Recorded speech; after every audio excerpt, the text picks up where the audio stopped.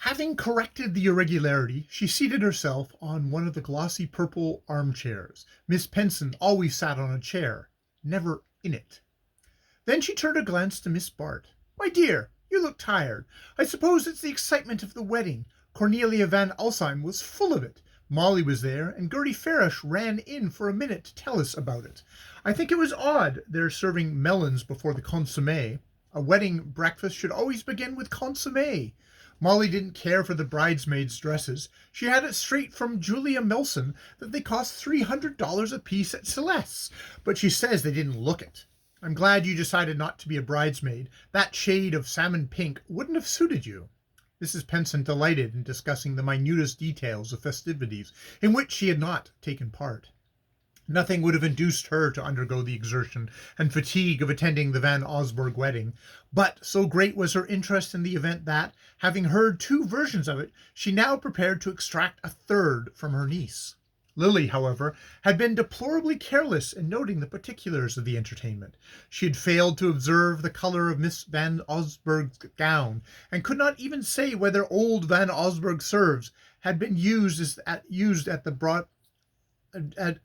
whether the old Van Osburgh servers had been used at the bridesmaids' table. Miss Penson, in short, found that she was of more service as a listener than as a narrator.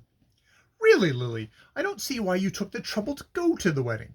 If you don't remember what happened or whom you saw there, when I was a girl I used to keep the menu of every dinner I went to and write the names of the people on the back, and I never threw away my cotillion favors till after your uncle's death, when it seemed unsuitable to have so many colored things about the house.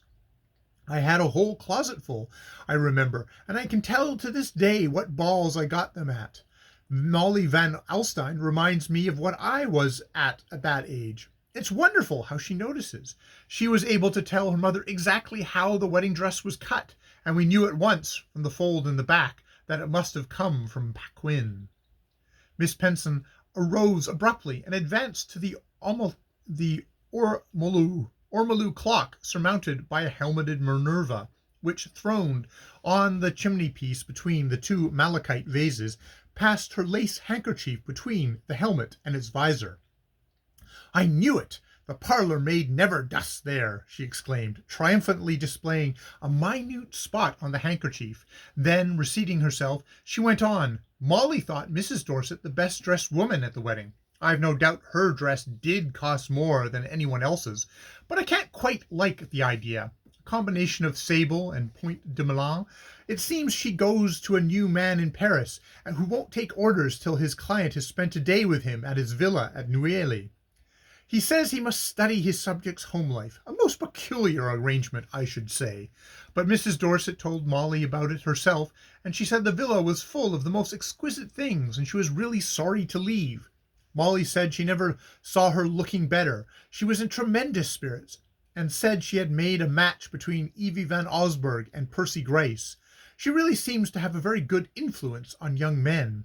I hear she has interested herself now in that silly Silverton boy, who has had his head turned by Carrie Fisher, and has been gambling so dreadfully.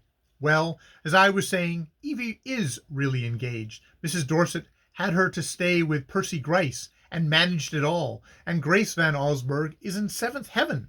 She has almost despaired of marrying Evie." Miss Penson again paused, but this time her scrutiny addressed itself not to the furniture, but to her niece. "Cornelia Van Alstyne was so surprised she had heard that you were to marry young Gryce. She saw the Wetheralls just after they had stopped with you at Bellomont, and Alice Wetherall was quite sure there was an engagement. She said that when Mr. Gryce left unexpectedly one morning, they all thought he had rushed to town for the ring." Lily rose and moved towards the door.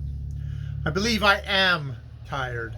I think I will go to bed," she said, and Miss Penson, suddenly distracted by the discovery that the easel sustaining the late Mr. Penson's crayon portrait was not exactly in line with the sofa in front of it, presented an absent-minded brow to her kiss. In her own room, Lily turned up the gas jet and glanced towards the grate. It was as brilliantly polished as the one below, but here at least she could burn a few papers with less risk of incurring her aunt's disapproval. She made no immediate motion to do so, however, but dropped into a chair, looking wearily about her. Her room was large and comfortably furnished. It was the envy and admiration of poor Grace Stepney, who boarded, but, contrasted with the light tints and luxurious appointments of the guest rooms where so many weeks of Lydia's existence were spent, it seemed as dreary as a prison. The monumental wardrobe and bedstead of black walnut had migrated from Mr. Penson's bedroom, and the magenta flock wallpaper of a pattern dear to the early 60s was hung with large steel engravings of an anecdotal character. Lily had tried to mitigate this charmless background by a few frivolous touches in the shape of a lace-decked toilet table and a little painted desk surmounted by photographs, but the futility of the attempt struck her as she looked about the room. What a contrast to the subtle elegance of setting she had pictured for herself, an apartment which should surpass the complicated luxury of her friend's surroundings by the whole extent that artistic sensibilities made her feel herself their superior, in which every tint and line should combine to enhance her beauty and give distinction to her leisure. Once more the haunting sense of physical ugliness was intensified by her mental depression, so that each piece of the offending furniture seemed to thrust forward its most aggressive angle. Her aunt's words had told her nothing new, but they had revived the vision of Bertha Dorset, smiling, flattered, victorious, holding her up to ridicule by insinuations intelligible to every member of their little group. The thought of the ridicule struck deeper than any other sensation. Lily knew every turn of the elusive jargon which could flay its victims without shedding of blood. Her cheeks burned at the recollection, and she rose and caught up the letters. She no longer meant to destroy them. That intention had been effaced by the quick corrosion of Mrs. Penson's words. Instead, she approached her desk, and lighting a taper, tied and sealed the packet. Then she opened the wardrobe, drew out a dispatch box, and deposited the letters within it. As she did so, it struck her with a flash of irony that she was indebted to Gus Trenner for the means of buying them. End of Chapter 9 of The House of Mrth.